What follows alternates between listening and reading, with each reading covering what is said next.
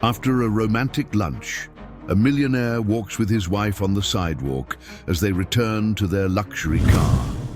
The woman bumps into someone and drops something on the ground when a little beggar girl approaches and says, "Sir, this fell from your wife's bag." She hands over a new luxury men's watch, accompanied by a romantic note. The millionaire, thinking it's a surprise gift for him, discreetly puts the watch back in his wife's bag and anxiously awaits the surprise. However, the day ends and nothing happens. The next day, the millionaire is completely shocked to find the same note in an unexpected place. The afternoon sun bathed the marble plazas of Midtown Manhattan in a golden light, making the glass of the skyscrapers glitter like mirrors. Edward Montgomery adjusted his Italian silk tie as he walked beside Isabella, his wife of 5 years. Lunch at Le Bernardin had been perfect, as it always was when he wanted to impress her with his generosity. At 52, Edward had built a financial empire based on trust in his partners, his employees, and his own ability to read people. It was this same trust that made him smile as he watched Isabella brush her blonde hair from her face in the wind. "You're particularly radiant today," he said, gently touching her arm. Isabella smiled, but Edward noticed something different in her green eyes, a subtle distraction she was trying to mask. "It's the effect of the champagne," she replied, her laugh a little too sharp. "You always pick the best restaurants." They were approaching the black Mercedes parked at the curb when the accident happened. A man in a dark suit, walking briskly in the opposite direction, bumped into Isabella with enough force to make her stumble slightly. Her Italian leather handbag slipped from her shoulder, and a few items scattered onto the sidewalk. "My apologies, ma'am," the man exclaimed, quickly helping her gather the objects. Edward noticed he avoided eye contact, keeping his face down as he handed the bag back to Isabella. "It was nothing," she replied, checking the contents of her bag with a slightly tense expression. The man hurried away, vanishing into the crowd of pedestrians. Edward was about to comment on the rudeness of people when a child's voice made him turn. Mr.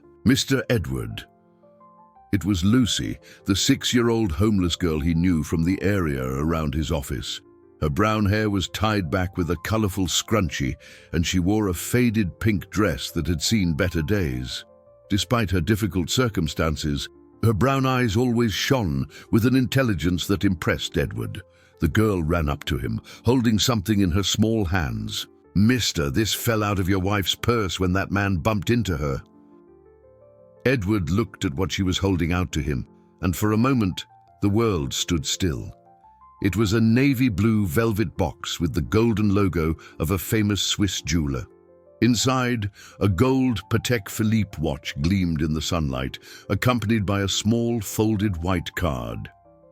"I saw it fall and I ran to get it," Lucy continued, with the sincerity only a child possesses. "I thought the lady didn't notice."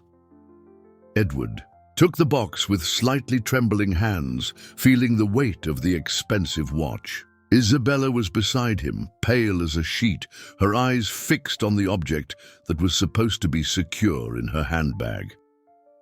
"Thank you, Lucy," Edward managed to say, his voice sounding foreign even to his own ears. He pulled a $50 bill from his wallet and gave it to the girl. "You are a very smart and honest young lady." The girl beamed, thanked him, and skipped away, thrilled with the unexpected generosity. Edward discreetly opened the card while Isabella pretended to search for the car keys. The words, handwritten in elegant script, made his heart race. "For the man who makes my days brighter and my nights more special. With all my love and gratitude for every moment by your side.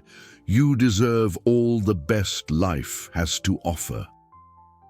Edward quickly closed the card, his mind racing to process the information. The watch was clearly expensive, the kind of gift one would only give to someone very special. And the note, the words were affectionate, intimate, full of love. Isabella finally found the keys, her hands shaking almost imperceptibly. "Shall we go home?" she asked, avoiding his gaze. Edward nodded, carefully placing the box in the inner pocket of his suit jacket. As they got into the car, a strange feeling washed over him, a mixture of confusion, curiosity, and something he couldn't quite define. Why would Isabella buy such an expensive men's watch? And why did she seem so nervous after the incident? As he navigated the congested streets of Manhattan, Edward decided he wouldn't mention his discovery.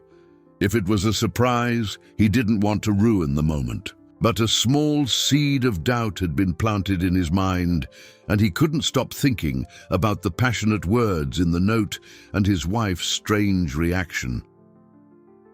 During the drive back home, Edward tried to maintain a normal conversation, but his words felt mechanical, even to him. Isabella remained unusually silent, staring out the window with a distant expression he had never seen before. The heavy Manhattan traffic gave him too much time to think, and his thoughts circled obsessively around the watch in his jacket pocket.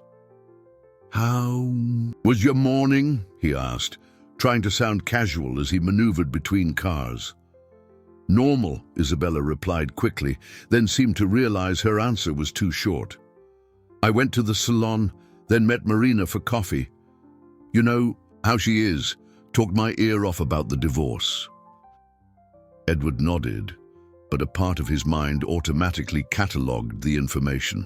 Isabella had been mentioning Marina frequently lately, always as an alibi for her morning outings. He had known Marina. For years, she was married to one of his clients, but he had never seen her as particularly close to his wife. They arrived at the gated community in Greenwich, Connecticut, just before 4 in the afternoon. The two-story house, with its impeccably manicured garden and crystal-clear pool, had always been his sanctuary. Today, however, the familiarity of the place brought no comfort. "I'm going to take a shower," Isabella announced as soon as they entered, heading up the stairs quickly without waiting for a reply. Edward remained in the living room, listening to the sound of her heels on the hardwood floor above. He took the watch box from his pocket and opened it again, studying every detail. The Patek Philippe was a model he knew well. It cost upwards of $100,000. It wasn't the kind of impulse buy someone would make without careful planning. He reread the note, analyzing each word. The handwriting was definitely Isabella's.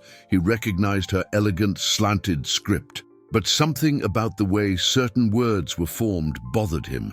"For the man who makes my days brighter. Why not my husband or my love?" The subtle formality of the words contrasted with the intimacy of the gift. Edward stored the watch in a drawer in his private study, a room on the ground floor where he kept personal documents and valuables. He decided to wait. If it truly was a surprise for him, Isabella would eventually mention the disappearance of the gift or create a special occasion to present it. During dinner, he observed his wife discreetly. Isabella picked at her food, without appetite, answered his questions in monosyllables, and checked her phone constantly. When it buzzed for the 5th time in 10 minutes, Edward couldn't contain his curiosity. "Work?" he asked, nodding toward the phone. "Marina," Isabella replied quickly, but Edward noticed she didn't show him the screen as she usually would. "She's very anxious about her court hearing tomorrow." "I didn't know Marina had a hearing scheduled," Edward commented casually. Isabella paused for a fraction of a second, her fork halfway to her mouth. "It's a last-minute thing. Her lawyer managed to move it up." Edward nodded, but mentally he logged another inconsistency. Marina had mentioned just last week that her divorce had been stalled for months due to complications with the division of assets. After dinner, Isabella announced she was going up to read early. Edward remained in the living room, flipping through magazines without really reading them.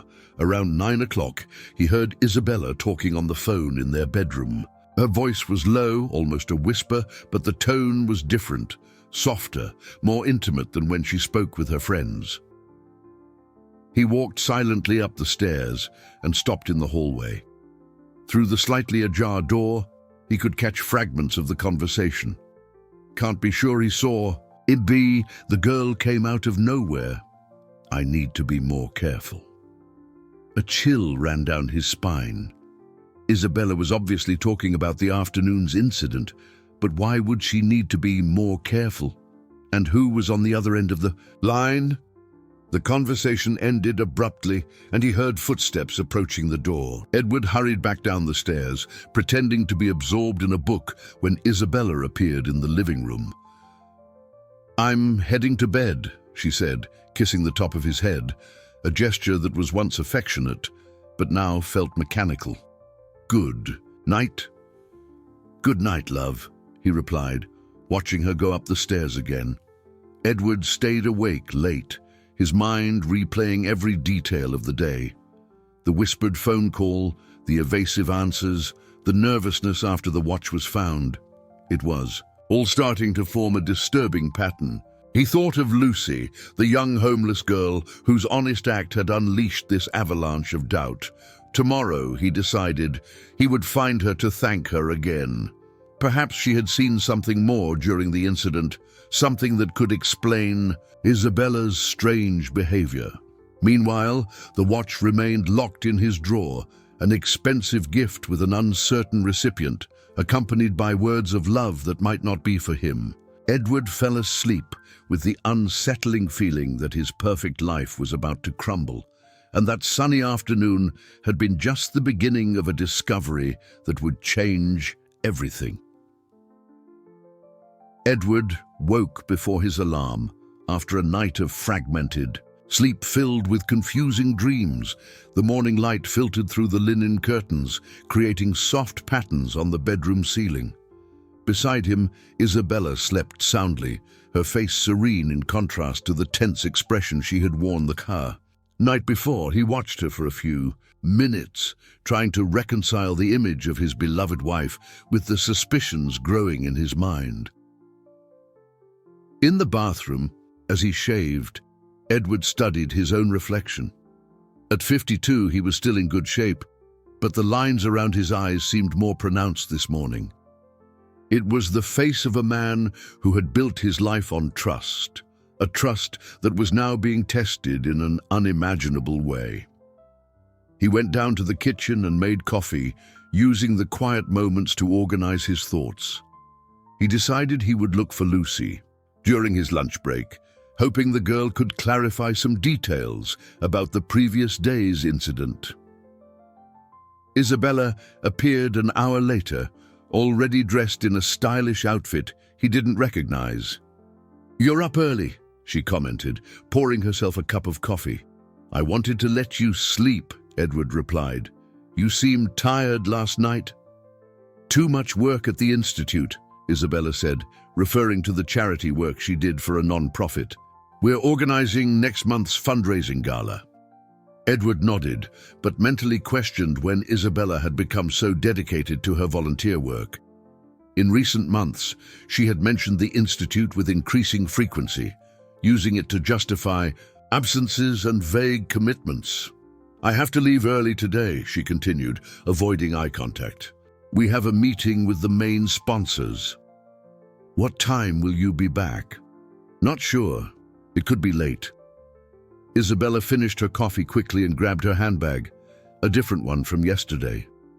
"Don't wait up for dinner." Edward watched her leave, noting how eager she seemed to get out of the house.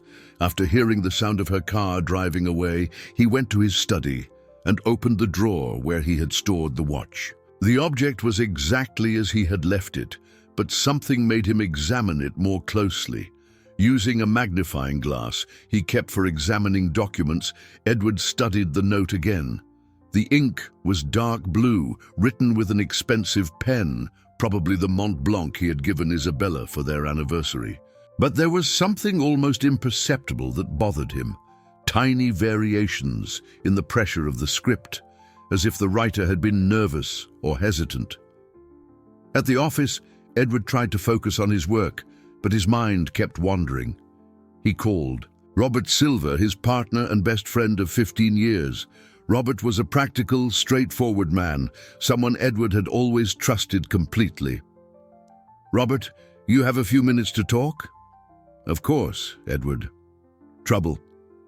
"Not exactly. It's about Isabella." Edward hesitated, feeling ridiculous. "She's been different lately." "Different how?" "More distant. Always busy with this charity work, leaving at odd hours." Edward paused. "Something strange happened yesterday." Edward recounted the incident with the watch, omitting only the specific content of the note. Robert listened in silence, occasionally asking clarifying questions. "Edward," Robert said finally, "you're making a mountain out of a molehill. Isabella has always been sociable, always involved in charities. The watch is obviously a surprise for you. But why was she so nervous?" "Because the surprise was ruined. Women take these things very seriously." Robert laughed. "You're acting like a jealous teenager." Edward hung up, feeling partly relieved, but also slightly frustrated. Robert was right. He was acting irrationally. Maybe it really was just a botched surprise, and Isabella was simply upset at being found out. During his lunch break, Edward walked to the square near his office, where he often saw Lucy. The girl was sitting on a bench, sharing a sandwich with a boy even younger than her. "Lucy!" he called, approaching her. The girl looked up, smiling when she recognized him. "Mr. Edward, did you come looking for me?" "I wanted to thank you again for your honesty yesterday," he said, sitting down beside them. "You're a very special girl." Lucy smiled, but Edward noticed she seemed more tense than usual. "Mister, can I ask you something?" "Of course." "Is that lady really your wife?" The question was asked with the innocent curiosity of a child, but something in Lucy's tone made Edward pay close attention. "Yes, why do you ask?" Lucy exchanged a glance with the boy beside her. "It's just, I've seen her before, lots of times."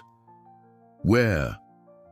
"Around here, always with a man in a nice suit. They talk very seriously, and sometimes she gets mad." Lucy hesitated. "I thought he was her brother or something." Edward felt his stomach clench. "What does this man look like?" "Tall, dark hair, wears glasses. He drives a black car like yours, but smaller." The description echoed vaguely in Edward's mind, but he couldn't place who it might be. "When was the last time you saw them together?" "Last week. They were arguing about something and she seemed really nervous." Lucy lowered her voice conspiratorially. "Mister, do you think she's in trouble?" Edward forced a reassuring smile. "I'm sure it's nothing, Lucy. Thank you for telling me." He gave her another $50 bill and walked back to his office, his mind in turmoil. Lucy's words confirmed his worst suspicions, but also raised new, disturbing questions. Who was the mysterious man, and why was Isabella meeting him in secret? Edward returned to his office with Lucy's words echoing in his mind. The description of the mysterious man, tall, dark hair, glasses, a smaller black car, created a vague but unsettling image. He tried to concentrate on his afternoon meetings, but his productivity was crippled by a growing anxiety. Around 5 o'clock, he decided to do something he had never considered before: discreetly investigate Isabella's habits. He called the house, but there was no answer. He tried her cell phone, which went straight to voicemail. An uncomfortable feeling settled in his chest. Where exactly was his wife right now? Edward remembered that Isabella kept an iPad at home, synced with her iPhone. If she was using location or messaging apps, he might find some answers. The thought of spying on his own wife made him feel wretched, but the need to know the truth was becoming overwhelming. He arrived home at 6:30 to find the house empty, as expected. In Isabella's study, A small room on the second floor she used for her personal projects. He found the iPad. To his surprise, the device wasn't password protected. With trembling hands, Edward opened the messaging app. Most of the conversations were with friends, discussions about social events and the charity's activities, but one conversation caught his eye. Messages exchanged with a contact identified only as RS. The most recent messages were from that morning. Does he suspect anything? I'm not sure. He was acting strange last night. We need to be more careful. We can't take any risks now. What if he finds out about everything? Calm down. We have it under control. The plan is still on. Edward felt his blood run cold. RS. The initials were a perfect match for Robert Silver, his best friend and business partner, the man he had entrusted not only with his business, but also his concerns about Isabella just hours before. He continued reading the older messages, uncovering a series of meetings scheduled at specific times, always in discreet locations. There were references to documents, transfers, and most disturbingly, a final timeline. A message from 3 days ago made his heart stop. The gift is ready. I'll deliver it tomorrow during lunch. Are you sure he won't suspect? It's just like the ones he buys for important clients. It will seem natural. And after? Then we move on to the next phase. Edward reread the messages several times, trying to process the magnitude of the betrayal. The watch wasn't a gift for him. It was part of some elaborate plan between his wife and his best friend. But what exactly was that plan? He looked for other evidence on the iPad and found a search history that left him even more disturbed. Isabella had been researching transfer of corporate shares, power of attorney, and most alarmingly, mental competency for financial decisions. The sound of a car in the driveway made him quickly close the iPad and hurry downstairs. Isabella came in through the back door, carrying grocery bags and looking more relaxed than she had that morning. "Hi, honey," she said, kissing him on the cheek. "I'm home earlier than I expected. The meeting ended quickly." "How did it go?" Edward asked, forcing a casual tone as he watched every expression on her face. "Productive. We confirmed 3 major sponsors for the gala." Isabella started unpacking the groceries, avoiding prolonged eye contact. "And your day?" "The usual. I spoke with Robert about a few contracts." Edward watched Isabella's reaction to Robert's name closely. For a fraction of a second, she paused in the act of putting away a bottle of wine, but she quickly recovered. "That's good. He's so dedicated to your business." During dinner, Edward studied his wife with a new perspective. Every gesture, every word now held a different meaning. Isabella talked about the institute, her friends, plans for the weekend. All sounding perfectly normal on the surface, but laden with duplicity to someone who knew the truth. "You're quiet tonight," Isabella observed. "Just tired. It was a long day of meetings. Maybe you should delegate more to Robert. You trust him so much." The irony in her words was almost unbearable. Edward nodded, but inside he felt a mixture of rage and desolation. His wife was not only cheating on him, but doing so with the person he trusted most in the business world. After dinner, Edward locked himself in his study, trying to organize his thoughts. He needed more information before taking any drastic action.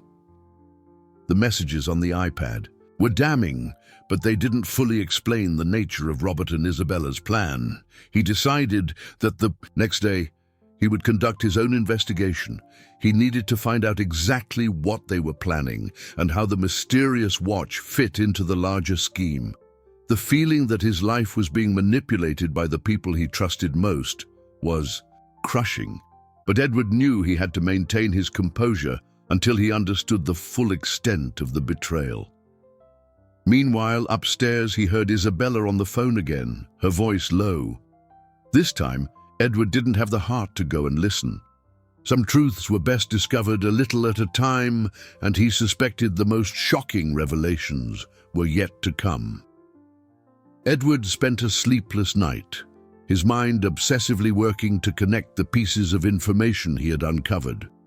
The messages between Isabella and Robert, the searches for transfer of shares, the references to a final timeline, it all pointed to a conspiracy far more elaborate than a simple affair. The next morning, he decided to act with strategic caution. He arrived at the office earlier than usual and asked his assistant to bring him all the documents related to the company's shareholding structure. If Robert and Isabella were planning something involving his business, he needed to understand his exact vulnerabilities. As he reviewed the paperwork, Edward noticed something he had never before considered a problem. Robert had access to nearly all of the company's financial operations. As a minority partner, but an active manager, he could authorize transfers, sign contracts, and make decisions in Edward's absence. A specific detail caught his eye. 3 weeks ago, Robert had requested a broad power of attorney to negotiate with new European investors. Edward had signed it without hesitation, completely trusting his partner's judgment. Now that decision seemed dangerously naive. At 10 a.m., Robert walked into the office with his usual demeanor, smiling, confident, greeting Edward with the same firm handshake as always. But Edward now noticed details that had previously gone unseen. The way Robert avoided prolonged eye contact, how he constantly checked his phone, how he seemed eager to end their conversations quickly. "Edward, we need to talk about the proposal from the German investors," Robert said, entering the office without knocking. "What proposal?" "The one we discussed last week. They need an answer by tomorrow." Robert placed a folder on the desk. "It's an exceptional opportunity, 100 million euros for international expansion." Edward opened the folder and found detailed documents about a supposed German company interested in acquiring 40% of his firm. The paperwork looked professional, but something in Robert's urgent tone made him hesitate. "I don't recall us discussing this," Edward said carefully. "You've been preoccupied with personal matters. Isabella mentioned you've been stressed lately." Robert smiled, but Edward saw a subtle tension in his eyes. "So I took the initiative to do the preliminary analysis." The mention of Isabella sent a shiver down his spine. "You've been talking to my wife about my business?" "Just casually. You know how she worries about your well-being." Robert sat down, adopting a relaxed posture that contrasted with the urgency in his words. "Edward, this opportunity can't wait. If we don't decide today, they'll move on to the next candidate." Edward pretended to study the documents while his mind processed the implications. The sudden appearance of foreign investors, the pressure for a quick decision, Isabella's involvement, it all felt orchestrated. But he needed more time to fully understand the scheme. "It's a lot of money to decide on so hastily," Edward said. "I need my lawyer to review the contracts." "Your lawyer?" Robert seemed genuinely surprised. "Edward, we've worked together for 15 years. You've never questioned my analysis before." "I'm not questioning your analysis. It's basic due diligence." Robert stood up and walked to the window. "You've been acting strangely since yesterday. Is something wrong?" Edward watched him closely. "Why do you ask?" "Because you seem paranoid." "Suspicious?" Robert turned, facing him directly. "If something is bothering you, I'd rather you just tell me." The audacity of the question left Edward momentarily speechless. Robert was testing him, trying to find out how much he knew. It was a dangerous game, and Edward realized he needed to be even more careful. "I'm just being cautious," Edward replied. "The last few weeks have been intense." "Because of Isabella's strange behavior?" Edward felt a trap closing. "What strange behavior?" "You told me yesterday she was being different. distant, going out a lot. Robert stepped closer. "Edward, as your friend, I have to tell you something you might not want to hear." "What?" "Isabella has been seen with other men, in restaurants, cafes, always very intimate, very close."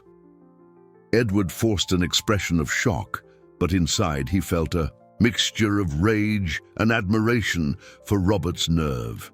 He was trying to manipulate the situation, to make Edward believe the betrayal was Isabella's alone. "Who told you this?" "Several people. Clients of ours, acquaintances. They didn't want to tell me, but they thought I should know to protect you." "Protect me how?" Robert hesitated for a moment, as if making a difficult decision. "Edward, you know Isabella has access to your personal accounts, right? If she's involved with someone else, you could be at financial risk." The irony was staggering. Robert was warning him about financial risks while apparently masterminding his own fraud. It was an elaborate play, but Edward was beginning to see through the performance. "You think I should protect your assets temporarily until you clarify the situation." Robert returned to the desk, tapping lightly on the documents. "Coincidentally, these German investors could help. By transferring 40% of the company to them, you would create a legal firewall between your personal and business assets." There it was. Edward finally saw the full picture. Robert was using Isabella's supposed infidelity to convince him to transfer control of his company to investors who probably didn't even exist. It was a sophisticated con, planned for months, perhaps years. "I need to think about all this," Edward said, keeping his voice neutral. "Of course, but remember, time is of the essence." Robert collected the documents. "The Germans expect an answer by tomorrow morning." After Robert left, Edward remained seated, feeling the full weight of the betrayal. His best friend and his wife were not just betraying him. They were trying to destroy him financially, meticulously, and ruthlessly. The discovery was both devastating and clarifying. Now he knew what he was up against. The question was, how could he protect himself without alerting the conspirators that he had discovered their plan? Edward left the office in the middle of the afternoon, claiming he felt unwell. He needed time to process everything he'd discovered and, more importantly, to develop a counter-strategy. Robert had planted the seed of urgency. The supposed German investors were expecting an answer by morning. It was a calculated pressure designed to keep Edward from thinking clearly. On his way home, he stopped at the square where he often saw Lucy. The girl was there as always, but this time, she seemed agitated. When she saw him approaching, she ran to him with a worried expression. "Mr. Edward, I'm so glad you came." "What happened, Lucy?"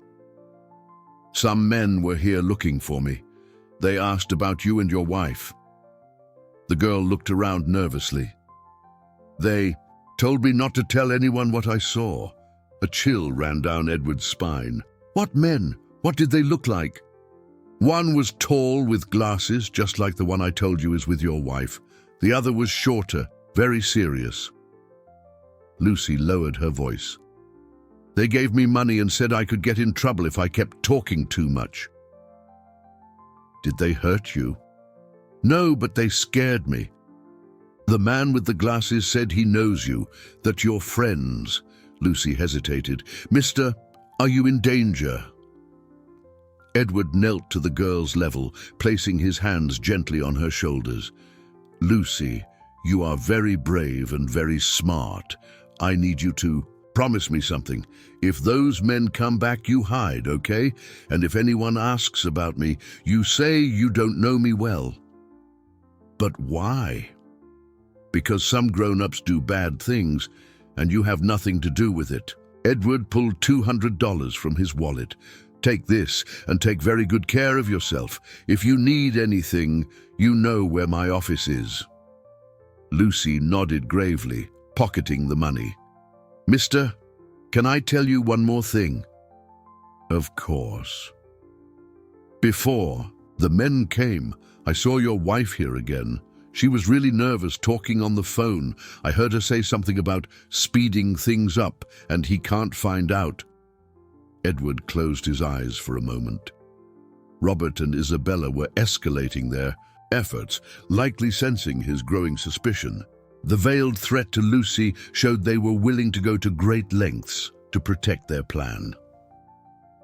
At home, Edward found Isabella in the kitchen, preparing an elaborate dinner, something she hadn't done in months. She smiled when she saw him, but he noticed the tension behind her cheerful expression. "You're home early," she said, kissing him on the cheek. "I thought I'd make that risotto you love." "What's the special occasion?" "Can't a wife make something special for her husband?" Isabella laughed, but the sound was forced. "Besides, I got some good news today. The Institute secured a very generous sponsor for the gala." "What sponsor?" "A German company. They became interested in our work through mutual connections." Edward nearly choked on the water he was drinking. The mention of Germans was no coincidence. It was part of the narrative Robert and Isabella were weaving to lend credibility to their scam. Germans, how interesting. Robert mentioned today that he's also negotiating with German investors. "Oh, really?" Isabella paused in her stirring of the risotto. "What a coincidence." "Must be the same group. New York isn't so big that two different German companies would show up in the same week." Edward watched her reaction closely. "Maybe you can introduce me to them at the Institute's gala." They're very private. They prefer to keep their business dealings discreet." During dinner, Edward maintained a seemingly normal conversation, but every word was carefully calculated to test Isabella's reactions. She talked about the Institute, her friends, future plans, but her answers seemed rehearsed, as if she were following a script. "Robert suggested I make a quick decision about the investors," Edward commented casually. "He's always been very proactive in business." Isabella avoided looking at him directly. "Perhaps it would be wise to trust his judgment." "You think I should sign the contracts tomorrow?" "It's not my place to comment on your business." The answer was too quick, too automatic. "But Robert is your best friend. He would never do anything to hurt you." The irony of her words was almost unbearable. Edward nodded, feigning agreement, but inside he felt a mixture of sadness and determination. Isabella was actively encouraging him to fall into the trap, confirming she was a willing and conscious participant in the conspiracy. After dinner, Edward retreated to his study, claiming he needed to review some documents. In reality, he was planning his next move. He needed concrete evidence before taking any action, but he also knew that time was running out. He decided that the next day he would make a discovery that would change the game completely. There was something Robert had said about the Germans, urgency that didn't add up. No serious company would make a €100 million decision on a 24-hour deadline. It was time to dig deeper. Meanwhile, in the bedroom, he heard Isabella making another whispered phone call. This time, he managed to catch a few words. "Tomorrow morning, he's going to sign. Everything's according to plan." Edward clenched his fists, feeling a controlled rage build in his chest. They were celebrating prematurely, assuming he was too naive to notice the manipulation. It was time to show them they were gravely underestimating his intelligence. The night promised to be a long one. The next day, he would confront the truth, head on, and their lives, all of them, would change forever. The question was whether he could turn the tables before it was too late to save everything he had built. Edward arrived at the office at 7 a.m., 2 hours before Robert. He had a plan: find physical evidence of the fraud before the 9 o'clock meeting, when he was supposed to sign the contracts with the German investors. His assistant hadn't arrived yet. giving him full access to the files without raising suspicion. He started in Robert's office, something he hadn't done in 15 years of partnership. Their mutual trust had always made cross-checking unnecessary. Now, that same trust seemed to have been his greatest vulnerability. Robert's desk was impeccably organized, as always, but Edward knew his friend well. He was too meticulous to leave obvious evidence in plain sight.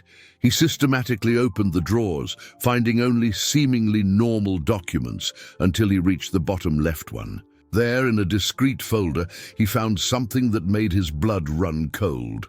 Copies of his own company's documents with signatures that looked like his, but which he was certain he had never made.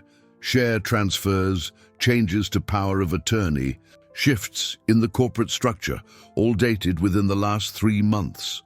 But the most shocking discovery was in a second folder. Dozens of photos of Isabella with different men in apparently intimate situations.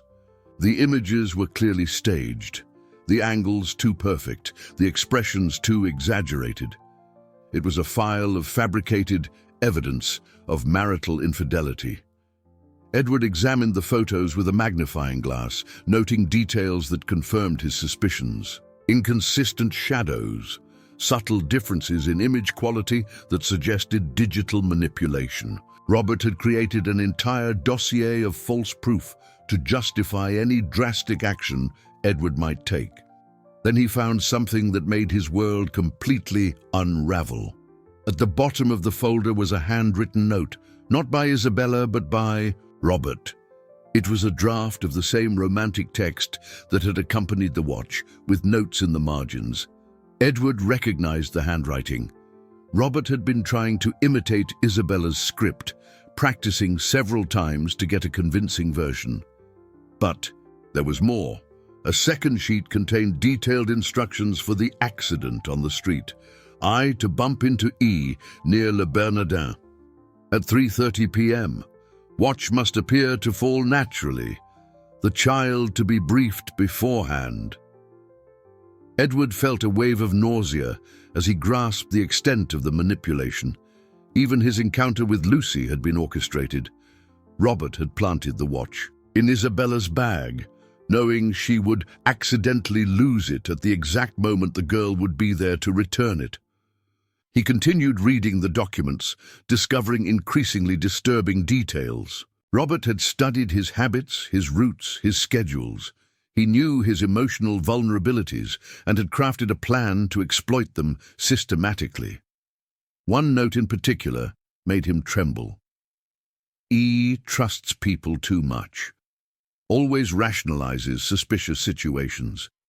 Use this against him. The sound of footsteps in the hallway snapped him to attention. Quickly, Edward photographed the most critical documents with his phone and put everything back exactly as he had found it. When Robert entered the office, Edward was sitting at his own desk, pretending to review contracts. "Morning, Edward. Ready for the meeting with the Germans?" "Almost," Edward replied, forcing a normal tone. "Just finishing up some details." Robert approached, placing a new folder on the desk. "Great! They just confirmed. They'll be here at 9 sharp." Edward opened the folder, finding finalized versions of the contracts he had seen the day before. But now, knowing the truth, he could clearly see the legal traps hidden in the seemingly professional text. "Robert," he said carefully, "can I ask you a personal question?" "Of course. Do you think Isabella truly loves me?" Robert hesitated for a fraction of a second, a pause that confirmed all of Edward's suspicions. "Why do you ask?" "Lately, I've felt like something is different between us." "Edward, you're being paranoid. Isabella is a model wife." Robert sat down, adopting the posture of a sympathetic advisor. "Maybe you're projecting your own insecurities onto the relationship." "Maybe," Edward agreed, "but what if I'm right? What if she's cheating on me?" "Then you do what any smart man would do, protect your assets and move on." Robert leaned forward. "That's exactly why these contracts are perfect. Even if there are personal problems, your business will be secure." Robert's audacity was stunning. He was using the very betrayal he had orchestrated as justification for Edward to sign documents that would financially ruin him. And what if I found out the betrayal was more complicated than it seems? What do you mean? Edward watched him closely. What if I found out someone I trust was involved? Robert maintained a neutral expression, but Edward noticed an almost imperceptible tension in his facial muscles. Edward, you're speaking very vaguely. If you have a specific suspicion, why don't you just tell me? Because, Edward said slowly, sometimes the people we love the most are the ones who can hurt us the most. The silence that followed was heavy with meaning. Robert knew Edward was testing him, but he couldn't be sure how much he had truly discovered. The Germans will be here in 30 minutes, Robert said, finally, changing the subject. Are you going to sign? Edward looked at the contracts, then at the man he had considered his best friend for 15 years. The decision he made in the next few minutes would determine not only his financial future, but also how he would deal with the deepest betrayal he had ever experienced. I'll sign, Edward said.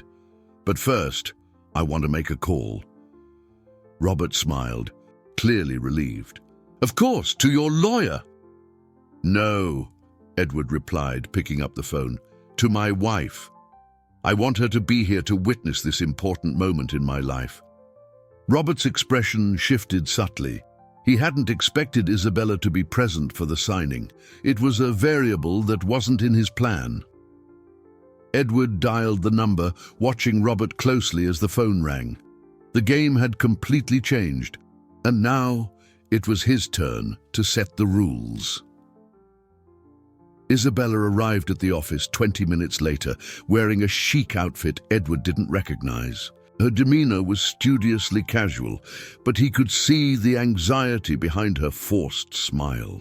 Robert greeted her with a kiss on the cheek that lasted a fraction of a second too long to be appropriate. What a lovely surprise, Isabella said, sitting beside Edward. Robert told me about the German investors. What an exciting opportunity.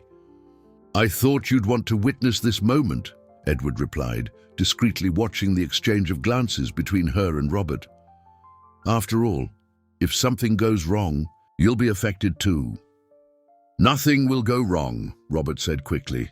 Everything has been very well planned. Edward smiled inwardly. Robert had just made an unconscious confession. Planned for how long? A few months, since we made first contact with the German company. At 9 o'clock sharp, two men entered the room. One was tall and thin with a vaguely European accent, introducing himself as Klaus Weber. The other, shorter and stockier, identified himself as Hans Müller. Both wore expensive suits and carried genuine leather briefcases. Edward greeted them cordially, but his experience in international business quickly detected inconsistencies. Klaus's German accent was imprecise, mixing inflections from different regions. Hans's English was too flawless for someone supposedly new from Germany. Mr. Montgomery, Klaus said, we are very enthusiastic about this partnership. Our firm, Bavarian Industries, sees great potential in the American market. Tell me more about Bavarian Industries, Edward requested. What exactly is your focus in Europe?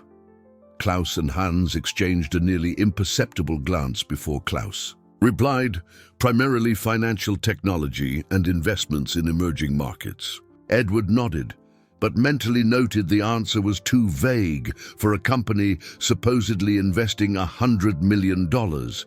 Real German businessmen would be far more specific about their operations. And had you met Robert before this opportunity?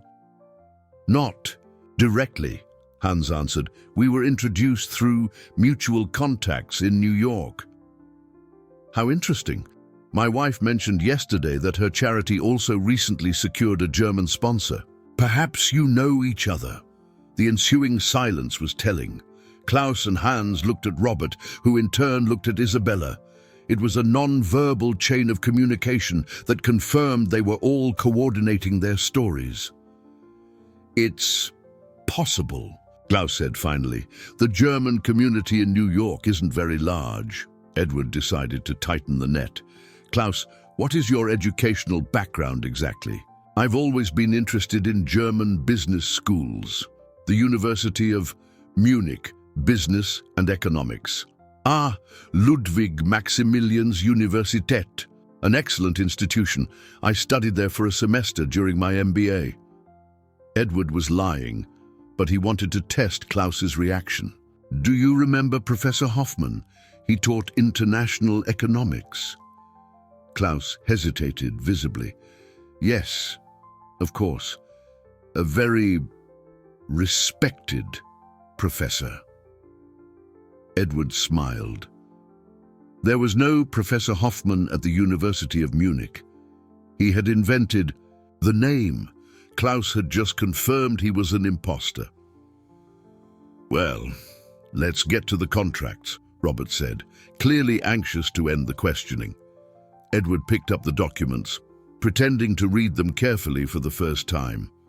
In reality, he was buying time to decide how to proceed. He knew Klaus and Hans were hired actors, that Robert had forged the entire situation, and that Isabella was complicit in everything. "Before I sign," Edward said, "I'd like to do a routine check. You don't mind if I call the German embassy to confirm the registration of Bavarian Industries, do you?" The panic in Robert's eyes was almost comical. "Edward, that's unnecessary. We're all here. We have all the documentation. It's just business protocol," Edward insisted, picking up his phone. "It will only take a few minutes." "Actually," Klaus said, standing up abruptly, "we just remembered we have another engagement. Perhaps it's best we postpone the signing until tomorrow." "What a shame," Edward said, also rising. "I was so excited to finalize it today." Klaus and Hans left quickly, mumbling excuses about urgent appointments. Edward watched them go, noting they lacked the formal posture typical of European executives. As soon as the door closed, Robert exploded. "Edward, what the hell was that? You just sabotaged the deal." "Sabotaged? I just asked a few basic business questions. You intimidated them with all that talk about embassies and background checks." "Robert," Edward said calmly, "don't you find it odd that serious investors would flee at the mere mention of a routine check?" Isabella stood up, clearly nervous. "Maybe they're just private. German businessmen can be very formal."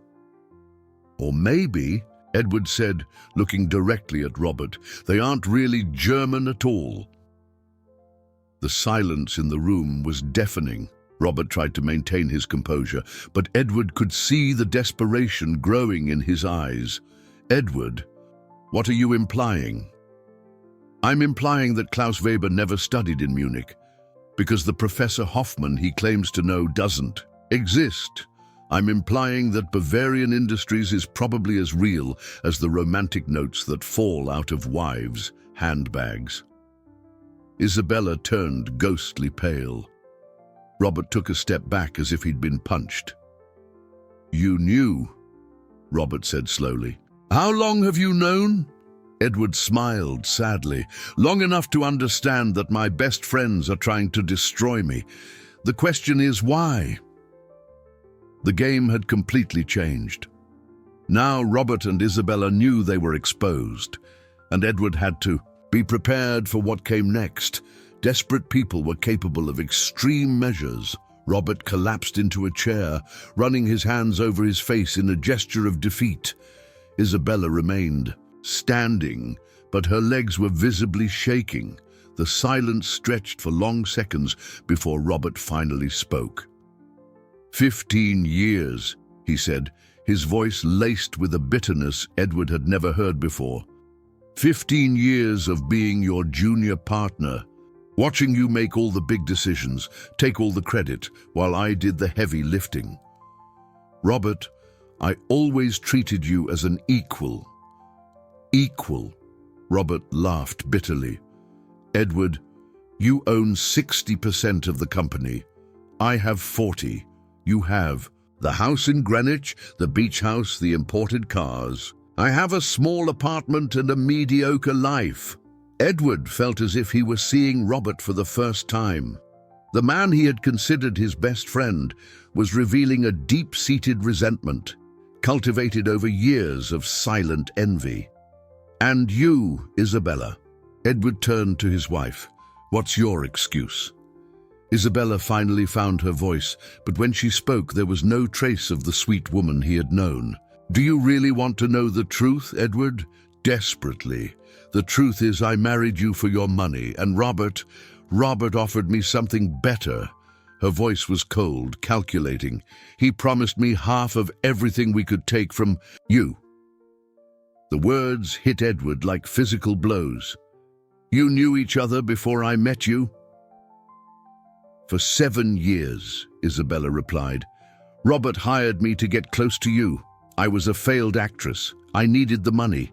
The plan was for me to marry you. Wait a few years so it wouldn't seem obvious, and then," she shrugged, "divorce you for half of your assets. But then you realized you could take it all," Edward finished for her.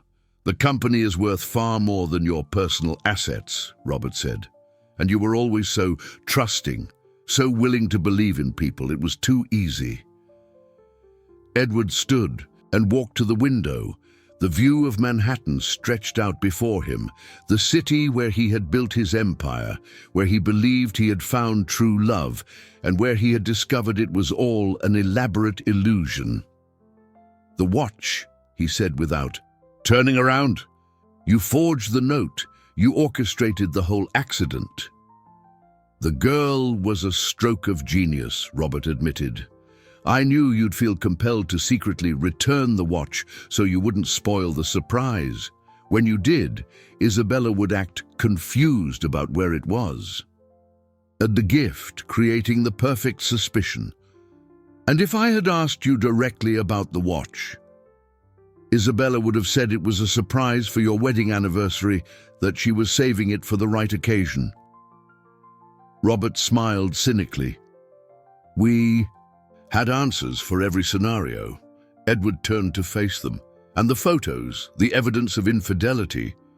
In case you didn't buy the story about the Germans," Robert explained. "If you refused to transfer the shares voluntarily, we would have used the photos to suggest Isabella was cheating and preparing for a ruinous divorce. You would have transferred the company to protect yourself. And then, after an appropriate amount of time, I would discover that the Germans were fraudsters, that they had vanished with your company. You'd be devastated, but I'd be there to support you." Robert paused. "And eventually I'd offer you a partnership in a new company, which would actually be your current company, now under my control."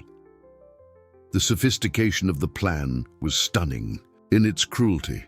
Edward realized he had been studied, analyzed, and manipulated for years. Every affectionate gesture from Isabella, every piece of advice from Robert, every moment of apparent friendship had been calculated for this moment. "Why now?" Edward asked. "Why not stick with the original plan for a divorce?" Isabella and Robert exchanged a look. It was she who answered, "Because we fell in love, for real. And we didn't want to wait another 5 years living a lie. Besides," Robert added, "the company is at its peak value. If we waited any longer, you might make decisions that would reduce our take." Edward absorbed the information, feeling a mix of nausea and admiration for the coldness of their calculations. "And the girl, Lucy? You were willing to hurt her to protect the plan?" "No one was going to get hurt," Robert said defensively. "She was just discouraged from talking about things she didn't understand." "You threatened a 6-year-old child. We offered her money and asked for discretion," Isabella corrected. "That's not a crime." Edward looked at these two people he had loved and trusted, seeing their true faces for the first time. Robert, consumed by envy and ambition. Isabella, cold and calculating, willing to sell years of her life for money. "And now?" Edward asked. "Now that I know everything?" Robert stood, regaining some of his composure. "Now you have a choice. You can try to expose us, but you have no concrete proof. It's our word against yours, or you accept reality. You divorce Isabella amicably, dissolve our partnership civilly, and we all move on without any unnecessary scandals." "And why would I do that?" "Because," Isabella said, her voice regaining that seductive tone Edward knew so well, "the alternative would be far more unpleasant for everyone, including you." It was a veiled but clear threat. Edward realized Robert and Isabella had planned for this contingency as well. They had cards up their sleeve they hadn't revealed yet. "I need time to think," Edward said finally. "Of course," Robert agreed, "but not too much time. Certain situations could get complicated if you take too long to decide." Edward watched them leave together, no longer bothering to hide their intimacy. When the door closed, he sank heavily into his chair, feeling the weight of 15 years of a false friendship and 5 years of a sham marriage. But there was one thing Robert and Isabella didn't know. Edward had recorded the entire conversation. On his cell phone, he now had full confessions from both of them. The game was far from over. Edward remained in his office late into the night, listening to the recording of the confession over and over. Every word from Robert and Isabella felt like a stab wound, but he knew he had a powerful weapon in his hands. The question was how to use it without exposing himself to the complicated situations Robert had mentioned. Around 10 p.m., he decided to go home. He needed to feign normality while he planned his next steps. On the drive, he stopped by the square where he used to find Lucy, but the girl wasn't there. A cold worry took hold of him. What if Robert and Isabella had done more than just discourage her? At home, he found Isabella in the living room, watching television with a glass of wine in her hand.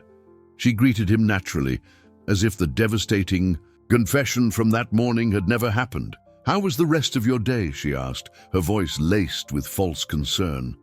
"Productive," Edward answered, watching her closely. "I thought a lot about our conversation. And did you reach any conclusions?" "A few." Edward poured himself a whiskey, needing the alcohol to face another night of theatrics. "Isabella, can I ask you something?" "Of course. At any point during these 5 years, did you feel anything real for me? Anything at all?" Isabella paused, her glass halfway to her lips. For an instant, Edward saw something that might have been regret flash across her face. "Edward, don't make this harder than it has to be. Just answer the question. Did you feel anything?" "I felt gratitude. You were always kind to me. You were never cruel or violent like other men I've known." She lowered her eyes. "If circumstances had been different, but they weren't." "No, they weren't," Edward nodded, feeling a bitter sense of closure. At least she had been honest this time. The next morning, Edward woke with renewed determination. First, he needed to find Lucy and make sure she was safe. Then, he would develop a strategy to protect his assets and expose the conspiracy. He arrived at the square early, but again he didn't find the girl. He asked some of the other homeless people, who told him Lucy hadn't been around for 2 days. Edward's concern turned to panic. It was then that he heard a small voice call his name. "Mr. Edward." He turned and saw Lucy running toward him. But she wasn't on the street. She was coming from inside a small church near the square. The girl looked scared but unharmed. "Lucy, where have you been? I was worried sick." "I hid in the church," she said, hugging him. "Father John let me sleep there after those men came back. They came back the night before last." This time they were really angry, saying I had to stop talking to you, or Lucy hesitated, clearly frightened. Or what?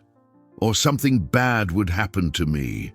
Tears began to well up in the girl's eyes. Mister, I'm scared. Edward knelt beside her, a protective rage building in his chest. Lucy, you've been so brave, but now I need you to be even braver. How? Will you help me prove that these men are bad people? Lucy nodded gravely. Did they hurt you? Not yet, but they've hurt other people, and they might hurt more if we don't stop them. Edward carefully explained what he needed. Lucy was an exceptionally intelligent child and quickly grasped the situation without being frightened by the darker details. Do you have a phone that can record, mister? I do. Why? Because I know where they meet.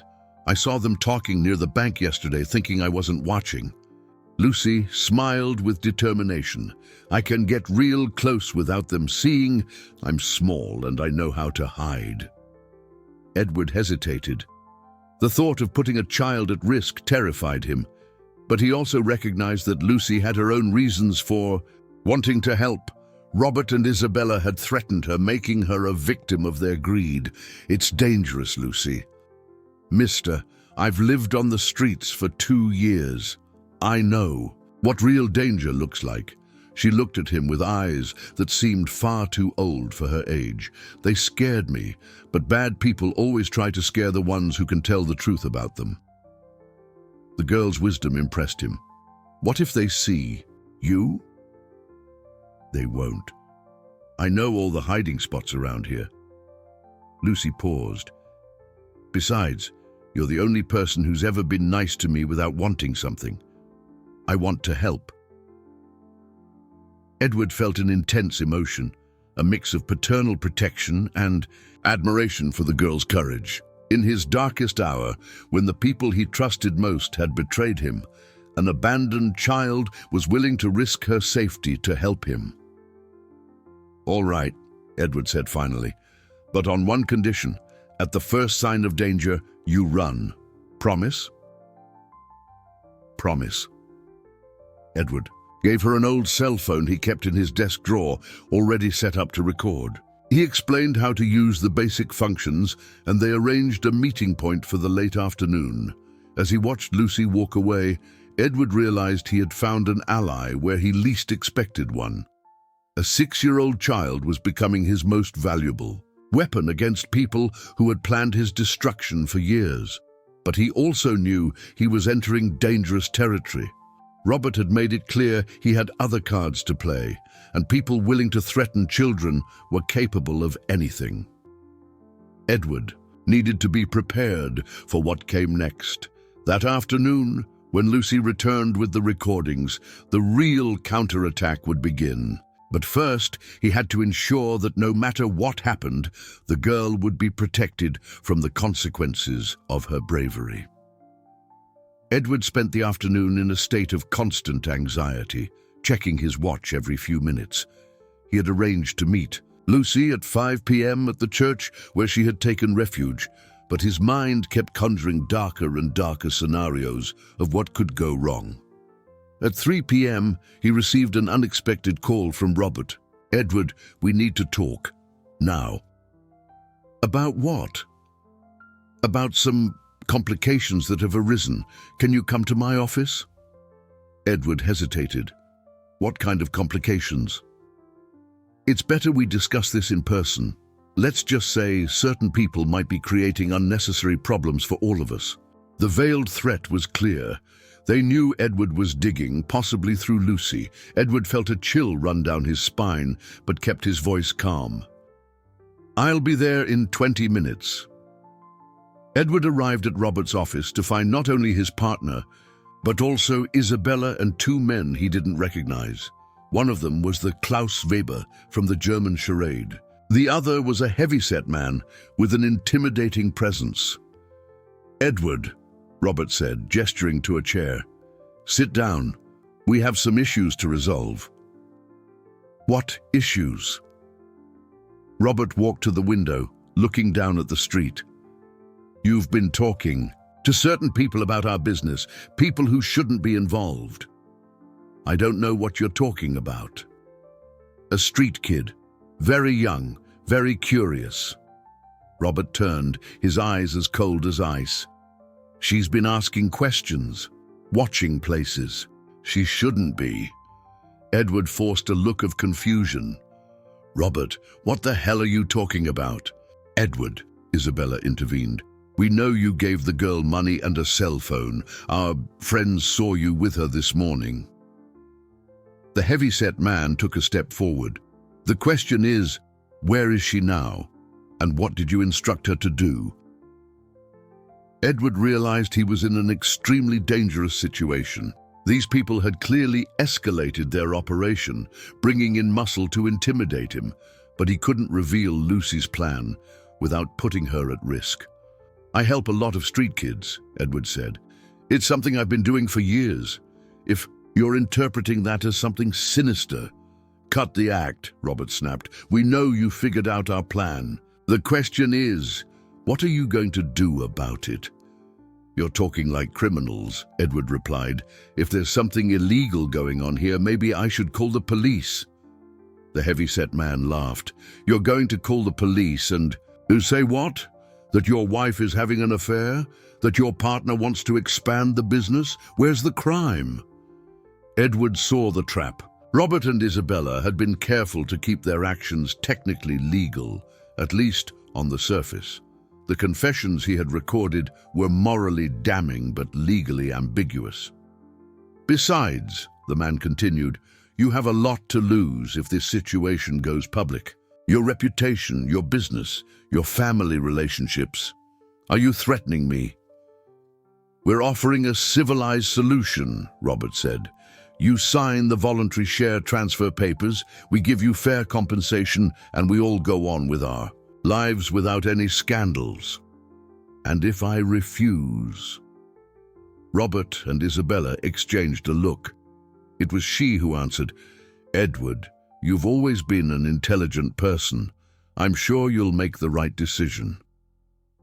At that moment, Edward's cell phone vibrated. A text from a number he didn't recognize. Mister, I got it. Heading to the church. See you there in 10 mins. Edward masked his relief. Lucy had recorded whatever it was, and she was safe. Now he needed to get out of there without raising suspicion. Need time to consider your proposal, Edward said, standing up. How much time? The heavy-set man asked. Until tomorrow morning. Too long, Robert said. You have until 6 o'clock tonight. Edward glanced at the clock. It was 4:40. That's less than an hour. Enough time for a simple decision, Isabella replied. Yes or no? Edward realized they were accelerating everything because they knew he had discovered the plan. They probably feared he would have time to take protective measures if he had a longer deadline. Fine, Edward agreed. At 6, I'll give you my answer.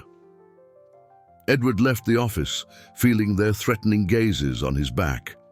In the hallway, he pretended to check messages while actually sending a quick one to Lucy. Change of plans. Meet me at the police precinct. On 51st Street in 30 minutes. It's urgent. He had to get to Lucy before Robert's thugs found her. If the girl had truly managed to record compromising evidence, her life could be in danger. During the drive to the precinct, Edward made a decision. It didn't matter what happened to his business or his reputation. He would not allow an innocent child to be harmed by the greed of adults. At 5:15, Lucy appeared at the entrance of the police station, running to Edward with a triumphant smile on her small face. Mister, I got it. You won't believe what they said. Edward knelt beside her, checking to make sure she hadn't been followed. Are you okay? Did anyone see you? I'm great, and I got a lot recorded. Lucy handed him the phone, her eyes shining with excitement. They talked about way more than you can imagine. Edward took the phone, feeling like he was about to discover the full extent of the conspiracy against him. But first, he had to ensure Lucy was completely safe. Lucy, we're going inside the station. There are some people who need to hear what you've recorded. Are we going to arrest the bad men? Edward smiled for the first time in days. We're going to try, kiddo. We're going to try. Inside the precinct, Edward and Lucy were met by Detective Henry Santos, a middle-aged man with a serious expression and intelligent eyes. Edward briefly explained the situation, omitting only the most complex details to shield Lucy from unnecessary information. "Do you have evidence for these allegations?" the detective asked. Edward handed over his own cell phone with the recording of Robert and Isabella's confession, and then the phone Lucy had used for her secret investigation. The detective connected the devices to a sound system and began playing the recordings. The first recording, the confession from Robert and Isabella, was already devastating, but what Lucy had managed to capture surpassed all of Edward's expectations. Robert's voice came through loud and clear in the detective's office. "The share transfer is already prepared. As soon as he signs, we'll have total control of the company. The forged documents for Bavarian Industries are perfect. Not even a forensic auditor could spot it." Then Isabella's voice. "And what if he refuses completely? What if not even the threats work?" "Then we use Plan B," Robert answered. "We have enough fabricated evidence to suggest Edward is having a mental breakdown. Forged medical documents, paid-off witnesses. We get him committed to a psychiatric facility, claiming he's a danger to himself." Edward's blood ran cold. They had planned not only to steal his company, but to destroy his freedom and his sanity. The recording continued with Robert detailing the plan. "Dr. Miranda is already on board. He'll sign whatever reports we need. With Edward committed, Isabella will have full power of attorney over all his assets." "And the girl?" asked a third voice, likely one of the thugs. "The girl is a problem," Robert answered coldly. "She's seen too much, knows too much. She needs to disappear permanently." Edward looked at Lucy, who was listening with wide eyes. Even in her innocence, she understood that these people were planning to seriously harm her. Detective Santos paused the recording. "That's enough for immediate arrest on charges of conspiracy, fraud, forgery, and threatening a minor. Is there more?" "Much more," Edward said, still processing the full extent of Robert and Isabella's malice. The recording revealed shocking details. Robert had forged Edward's signature on dozens of documents over the months. He had bribed clerks at the records office to file fraudulent transfers. He had even bought the silence of major clients so they wouldn't question sudden changes in the corporate structure. But perhaps most disturbing was the coldness with which they discussed Edward's fate. Isabella suggested that, even after they got everything they wanted, Edward couldn't be released from the psychiatric facility. "He knows too much," her voice said on the recording. "If he gets out, he'll come after us. It's better if he remains institutionalized indefinitely." "Are you suggesting?" Robert asked. "I'm suggesting that some problems solve themselves when people are left in mental institutions for too long," Isabella replied with a chill that made Edward realize he had never truly known her. The detective switched off the equipment and looked at Edward with a grave expression. "Mr. Montgomery, these people planned not just to steal your company, but to completely destroy your life, and the threat against the minor is extremely serious." "What can we do?" Edward asked. "We need to act fast. They gave you an ultimatum until 6 o'clock, correct? It's 5:40 now. We'll use that to our advantage." The detective laid out the plan. Edward would return to Robert's office at 6 sharp, pretending to agree to their demands. Meanwhile, officers would be positioned strategically. The moment Edward gave the signal, tapping his cell phone twice, they would raid the office and arrest everyone involved. "And me?" Lucy asked. "You stay here, where it's safe," the detective said gently. You've already done your part, little hero. Edward knelt beside Lucy, taking her small hands in his. Lucy, you were braver than any adult I know. You saved not only my life, but probably the lives of other people they might have hurt in the future. Mister, after we arrest the bad men, are you going to be okay? Edward smiled, feeling an intense emotion. I'm going to be better than okay, Lucy. And do you know why? Why? Because I discovered that family isn't about people who share the same blood or get married. Family is about people who truly care about each other. Edward paused, the next words coming straight from his heart.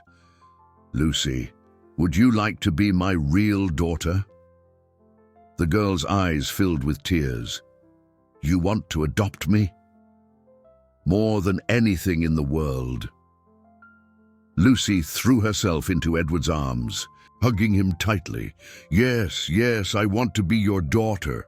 Detective Santos watched the scene with a smile, but soon resumed his professional tone. Mr. Montgomery, it's time. Remember, act normal. Get them to verbally commit to the threats, and give the signal when you're ready. Edward stood, kissing Lucy's forehead. Stay here with the detective. When I come back, we'll start our life as father and daughter. Be careful, Dad, Lucy said, trying the word out for the first time. Edward felt his heart swell. In the midst of the most devastating betrayal of his life, he had found the purest love he had ever known. Now it was time to close this dark chapter forever. At 6 o'clock, Edward was back in Robert's office, ready for the final confrontation. But this time, he wasn't alone. He had the strength of a brave daughter and the authority of the law on his side. Edward walked into Robert's office at 6 p.m. sharp, finding the same setup as before. Robert, Isabella, the fake Klaus Weber, and the heavy-set man. They all watched him with tense expectation as he approached the desk where the transfer documents were laid out. Punctual as always, Robert said with a smile that didn't reach his eyes. I trust you've made the sensible decision. I have, Edward replied, picking up the documents. But before I sign, I'd like to clarify a few points. What points? Isabella asked, her voice laced with impatience. I want assurances that after I sign these papers, you will leave me completely alone. No harassment, no attempts to involve me in future scandals. Robert laughed. Edward, after you sign, we'll have no further interest in you. You'll be a free man to rebuild your life as you see fit. And the street kid you mentioned, what do you plan to do with her? The heavy-set man stepped forward. That's none of your concern. I'm making it my concern, Edward said firmly. If you harm an innocent child, I will... You'll what? Robert interrupted. Edward, are you in any position to make demands, sign the papers, and stop complicating things? Edward picked up a pen, feigning hesitation. He needed them to say more, to commit to explicit threats for the police recording.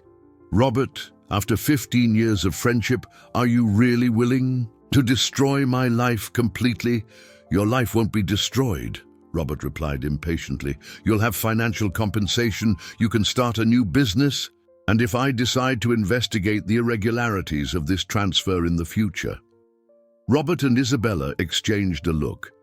It was she who answered, Edward, if you become a persistent problem, we might have to question your mental stability. What do you mean? Well, Robert said, stepping closer, a man who makes paranoid claims about conspiracies, who accuses his own wife and best friend without evidence, who sees problems where none exist. That man might need professional help. Are you suggesting you'd have me committed? I'm suggesting that people with persecutory delusions sometimes require specialized care, Robert answered coldly, especially when those delusions become dangerous to themselves or others. Edward felt his stomach clench. Even knowing it was an act, hearing Robert openly articulate the plan to destroy his sanity was shocking. And how long would this treatment last? As long as it takes, Isabella said. Some patients never fully recover from severe psychotic episodes. Edward tapped his cell phone twice, giving the agreed-upon signal. Instantly, the office door burst open and armed police officers swarmed the room. "Police! Everyone on the ground! Hands behind your heads!" Chaos erupted. Robert tried to bolt for the window but was quickly subdued. Isabella stood frozen, her face as white as a sheet. The fake Klaus Weber tried to slip into a flawless American accent, but he was cuffed before he could spin any new story. The heavy-set man was the only one who offered physical resistance, lunging at an officer before being overpowered and handcuffed. Detective Santos entered right after his officers, addressing Edward directly. "Did you get everything we needed?" He did.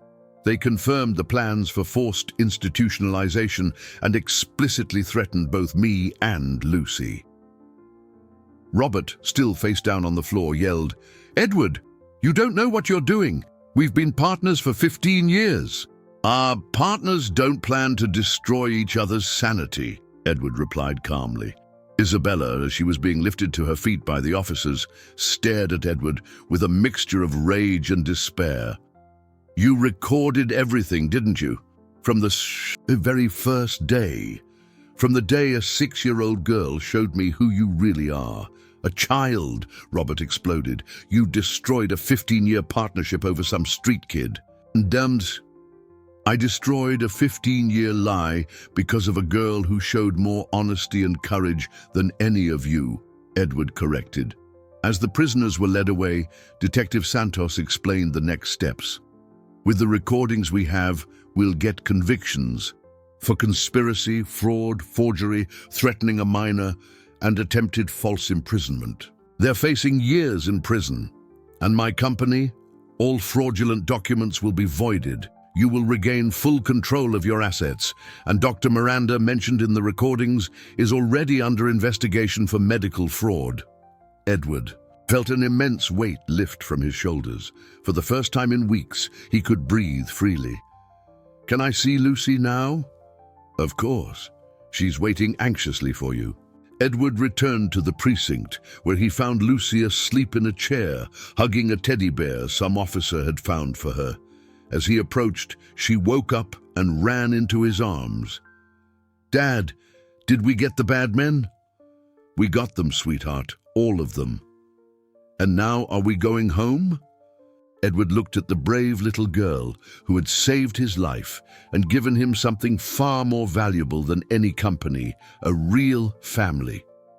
"Now we're going home, daughter, to our home." Leaving the precinct with Lucy in his arms, Edward realized he had lost a fake wife and a treacherous friend, but he had gained a true daughter and a second chance to build a family based on genuine love. 6 months later, Edward and Lucy walked into Le Bernardin, the same restaurant where it had all begun. But this time, the atmosphere was completely different. Lucy wore a new light blue dress. Her hair was tied back with a satin ribbon, and her eyes shone not with the caution of a street kid, but with the confidence of a beloved and protected child. "Dad, can I have the salmon?" she asked, studying the menu with seriousness. "You can have whatever you want, princess," Edward replied, smiling as he watched how she had adapted to her new life. In the past few months, Lucy had demonstrated exceptional intelligence at the private school where he had enrolled her, impressing teachers with her learning ability and determination. The adoption process had been finalized the previous week. Lucy was now officially Lucy Montgomery, with a birth certificate, school records, and most importantly, a safe and loving home. "Dad," Lucy said, putting the menu aside, "do you remember what Isabella used to say about this restaurant?" Edward paused, surprised by the mention. What did she say? That it was a place to celebrate important things. Lucy smiled. She was right. but she was celebrating the wrong things. The girl's wisdom continued to astound Edward. Now 7, Lucy had developed a perception of human relationships that many adults never achieve. The waiter approached, the same one who had served them on that fateful afternoon 6 months ago. He recognized Edward and smiled warmly. "Mr. Montgomery, it's a pleasure to see you again, and this must be the daughter we've heard so much about." "Yes," Edward said with obvious pride. "This is Lucy, my daughter." After they ordered, Edward looked around the restaurant, recalling how he had felt that afternoon when he discovered the watch in Isabella's handbag. It felt like a lifetime ago. "What are you thinking about?" Lucy asked, noticing his distant expression. "I was thinking about how much life can change in a matter of weeks. 6 months ago, I thought I knew exactly who the most important people in my life were. And now, now I know that real family has nothing to do with marriage contracts or business partnerships. It has to do with people who genuinely care about each other." Lucy nodded gravely. "Like how you cared about me even when I was just a street kid asking for change." "You were never just a street kid, Lucy. You were always special. It just took me a while to realize how much." During lunch, they talked about future plans. Edward had completely restructured his company, implementing stricter controls and promoting employees based on merit and integrity, not just charisma. His business was thriving again, but now he had a different perspective on success. "Dad, can I ask something about Robert and Isabella?" Edward hesitated. They rarely spoke of the traumatic events, always focusing on the positive future. "You can ask." "Do you miss them, even after what they did?" The question touched on something Edward had been avoiding examining too deeply. "I miss the people I thought they were. I miss the friendship I thought I had with Robert, the marriage I believed I had with Isabella. But those people never really existed." "That's sad," Lucy observed. "It is, but you know what I learned? Sometimes you lose fake things to gain real things. If Robert and Isabella hadn't done what they did, I never would have discovered that the most important thing missing in my life was a daughter." Lucy beamed, her eyes filling with happy tears. "And I never would have discovered that there are grown-ups who protect kids instead of hurting them." After lunch, they walked along the same sidewalk where the accident had happened. Edward stopped at the exact spot where Lucy had run up to him with the watch in her hand. "This is where our family began," he said, kneeling beside her. "This is where you saved me," Lucy corrected. "Actually, I think you saved me." They stood there for a few minutes, father and daughter, watching the people hurry past on the sidewalk. Edward thought about how that simple afternoon had been the catalyst for the most important transformation of his life. "Dad," Lucy said eventually, "can we go home now? I want to show you my math homework." "Of course, Princess." As they walked back to the car, Edward realized he had found something he didn't even know he was looking for: true purpose. His company was still important, his business was still thriving, but now all of it was just a means to something much greater, giving Lucy every opportunity she deserved. That night, as he tucked Lucy into bed in her room, decorated with princesses and books, Edward reflected on the extraordinary journey that had brought them here. A robbery attempt had turned into the discovery of paternal love. A devastating betrayal had led to the truest family he had ever known. "Good night, my love," he said, kissing Lucy's forehead. "Good night, Dad. Thank you for choosing me to be your daughter." "Thank you for choosing me to be your dad." Edward went downstairs in his house, which now truly felt like a home, knowing he had found something more valuable than any luxury watch or bank account.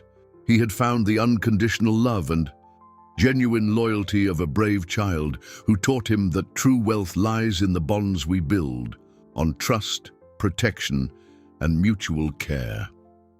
The watch that had triggered this entire transformation remained in his drawer, no longer a symbol of betrayal, but a reminder that sometimes life's most valuable gifts come disguised as painful losses.